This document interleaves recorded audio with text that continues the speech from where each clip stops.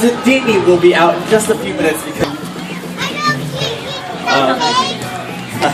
yeah, he's a bit nervous, sorry. Well, anyways, today's show is going to be wonderful because you're all wonderful people.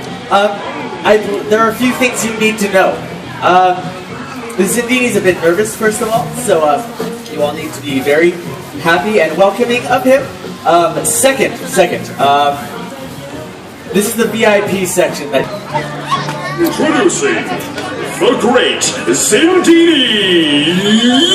official announcer. Here I am.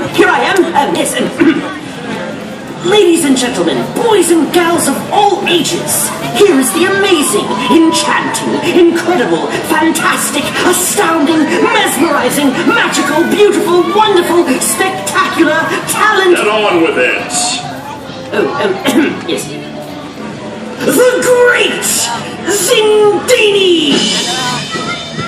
Hello everyone! I am the Great Zindini. I come from a very long line of Great Zindini, starting with Zindini the First, the Second, the Third, the Fourth, the Sixth, the 6.5, the 10th, and now me, Zindini the 11th.